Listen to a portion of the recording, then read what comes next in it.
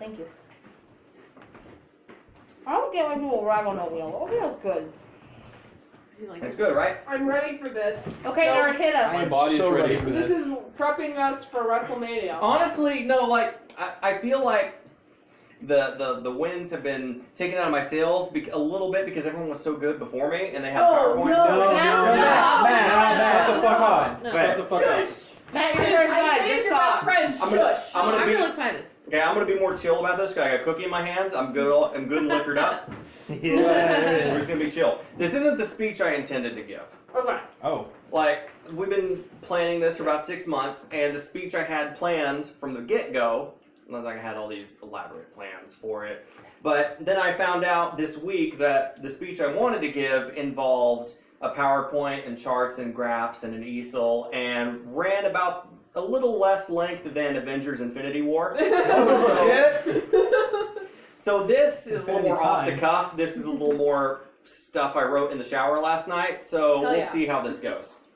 So I want you to take about 100 different randos off the street and you ask them, hey, what do you know about pro wrestling? And most of them are going to give you the same answer. Hey, get away from me, you weirdo. The ones who give you a real answer, they may say Hulk Hogan.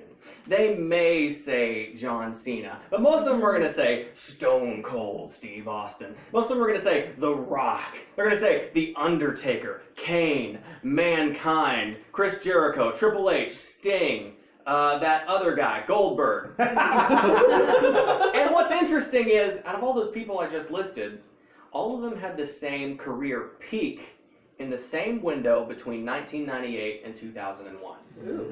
This is the period that wrestling fans refer to as the Attitude Era. This is a window of time defined by two rival companies, WWF and WCW, wrestling companies trying to put each other out of business and pulling out all the stops possible to do so. Now, if you were to ask Brando 100 wrestling fans off the street and you ask them, what would you do to change wrestling today? If you had the power to change wrestling today, make one change, what would you do? And most of them are going to give you variations of the same answer. Bring back the blood. Bring back the sex.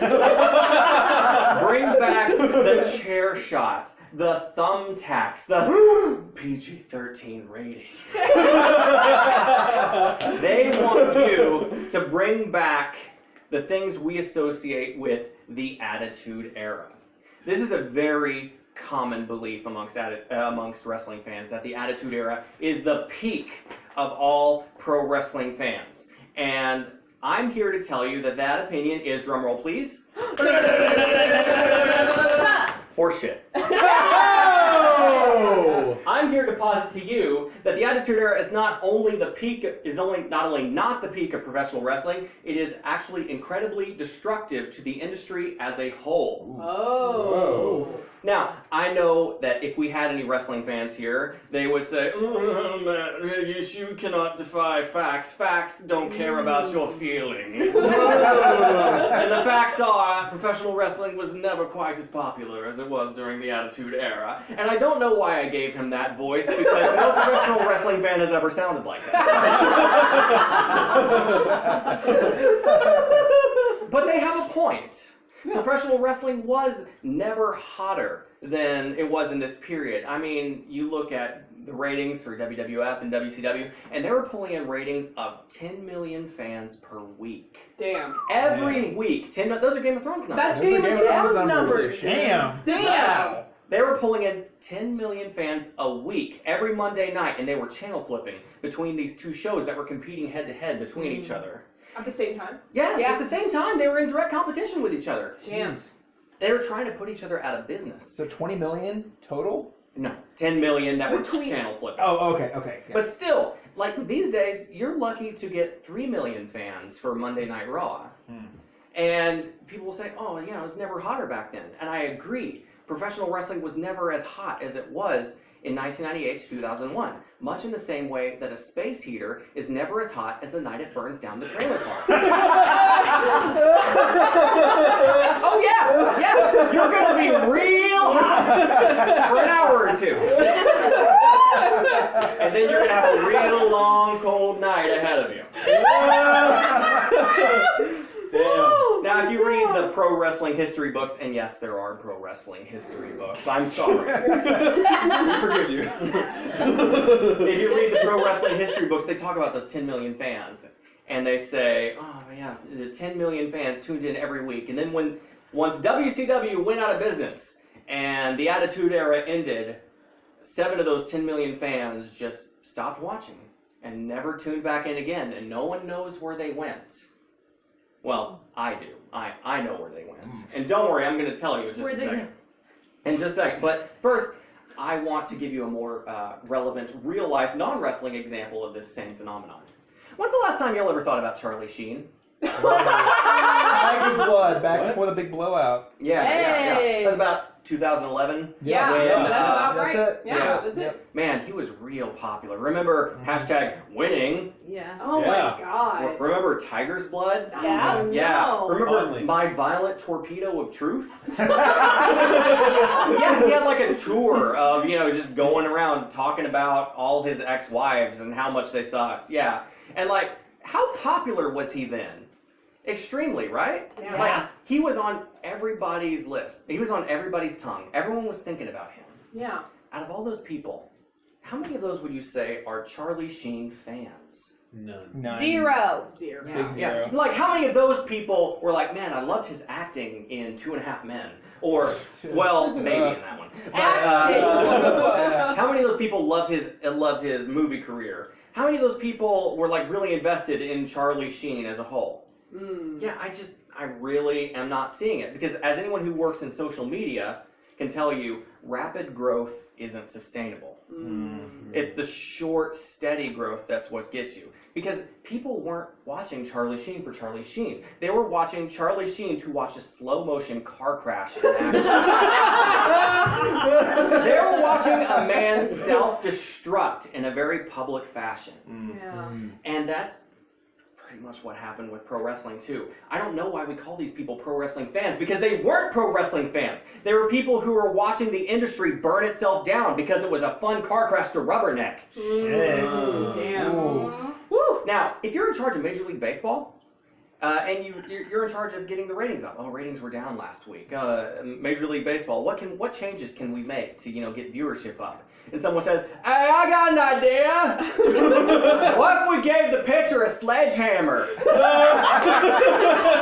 and if he can hit someone from the other team with the sledgehammer, then their team gets a point. If he bleeds, it's double points.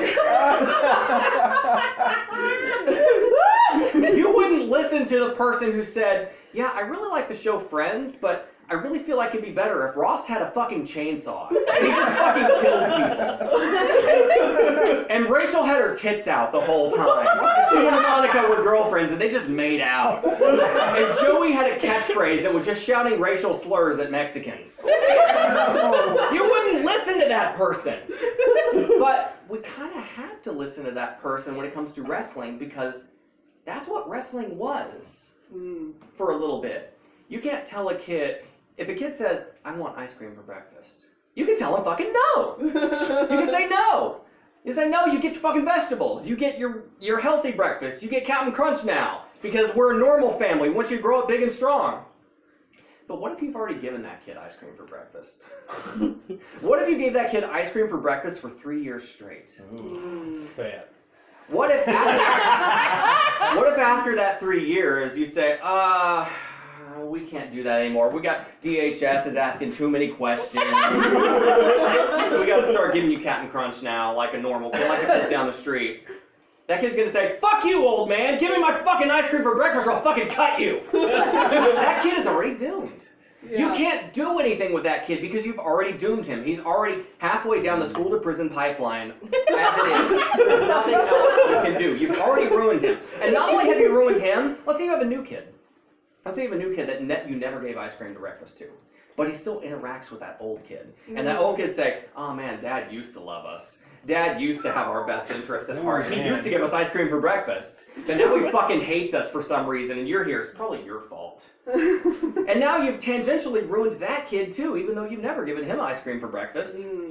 Because that's what fucking pro wrestling did. Pro wrestling ruined not only that generation of fans, it ruined the generation of every fans who has to interact with those fans too. That's what it really comes down to. You know, wrestling used to be a family show. Did you know that? Wrestling used to be something you could watch with your whole family. Like you watch old tapes of Mid-South Pro Wrestling, those DVDs you got me? Shout out to Alex. Yes. Woo. How many fucking old grandmas do you think are in the audience watching? A lot. A lot. And now how many of those old grandmas are yelling, "Rip his fucking head off!" The answer is all of them.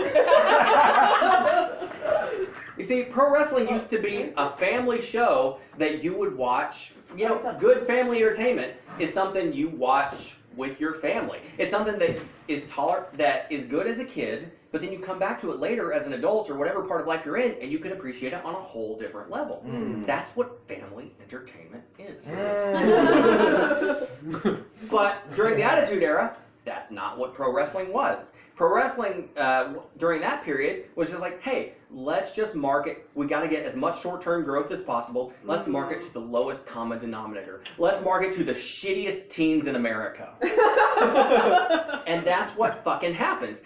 And that was really popular for 3 years. And then after that, those shitty teenagers grew up into adults. And those adults had kids. And then eventually those kids got old enough to say, "Hey, Dad, can I watch pro wrestling?" And those dads remember what it was like in their childhood, in their teenage years when they watched pro wrestling with all the blood everywhere and the titties everywhere and the sexual content everywhere. And they say, "Fuck no, you can't watch pro wrestling. God, that's gross. That ruins me. I don't want to ruin you too. God damn." And that's what it comes down to ultimately, is that the Attitude Era was not sustainable. That's what, family entertainment is sustainable, and when you pulled away from that and you went hard in the other direction, it stopped being sustainable. You burned everything for short-term growth. You sacrificed all of your long-term potential for short-term growth. That's what the Attitude Era was all about. And that's what everyone fucking starts raving, oh, that's what we got to go back to. It nearly killed the entire industry. We're still feeling the effects of that today. And we're just now getting away from it. We're just now getting away from that to have women main eventing. We're just now getting away from having just people bleeding all over the mat. We're just now getting away from wrestlers dying in their 40s because they push their bodies too hard. But that public perception is still there. That public perception of just the lowest common denominator stuff is still there. And even though it hasn't been that for the last 20 years, that's what we're dealing with. And hopefully we'll get away from that sooner or later, but until then, just next time someone says, oh yeah, the wrestling was so much better during the Attitude Era, say, fuck you, you're not getting your ice cream for breakfast anymore, now go to your goddamn room! Yeah!